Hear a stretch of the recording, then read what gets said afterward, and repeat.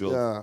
All right, and still on page 7, in case you've been wondering what happened to the stadiums that were promised by Jubilee government, well, there is an article there that hopefully gives some light into that. And apparently, budget cuts are the ones that stalled promise on stadiums. You need to get yourself a copy of the Standard and find out what the justification, according to that article, is as to why the stadiums that were promised by Jubilee government are not about to be seen. But again, this could explain, but I look at it differently because we have had some counties that, county governments that are doing good in putting in place sporting facilities. Like Kakamega, they just constructed the Bohongu Stadium, which is highlighted as one of the best stadiums in Western region. And we have had even, we have these companies through service that they provide sporting facilities to communities where they operate. So we should not just put the burden of constructing stadiums to the national government.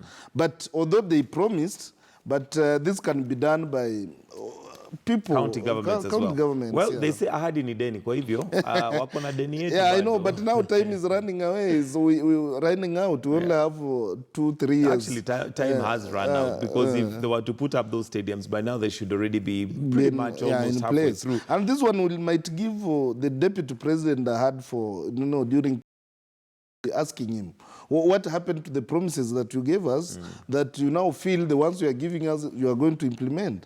Because it was the face of Jubilee promises. So you need to come up with a good communication strategy to ensure that he convinces Kenyans that he's capable of now constructing stadiums than what they were promised by during Jubilee government campaigns. Well, they say the best way to predict the future is to look at the past. So would the deputy president be one who's going to look at the past and be proud of the track record that they have?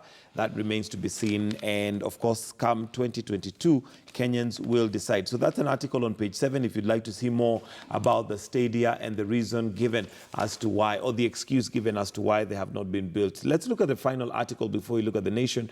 Final article on the Standard. Don't block state from spying, Haji tells MPs. Now, there's a proposal in Parliament to have the DCI and the ODPP restricted on spying on you, and that is spying on your bank transactions and all that. But according to the according to Haji, he says that that would be equivalent to saying that government would not have what we'd call intelligence working, because intelligence really at the end of the day is spying behind your back and finding out what you're doing and catching you out. But I strongly disagree with Haji, because people deserve privacy. There are things that you do, okay, with the actually they're already linking, so that they know who is paying what, and banks also to get access to your bank transactions. But allowing the DCI and Haji to actually poke their noses into people's banks accounts, and that's breaching our privacy. Because when I open a bank account with a specific bank, I know that the bank is going to protect your information, my information and protect my privacy. So if the bank will be at will to give away my information without really seeking permission from myself, then this is going to encourage mattress banking.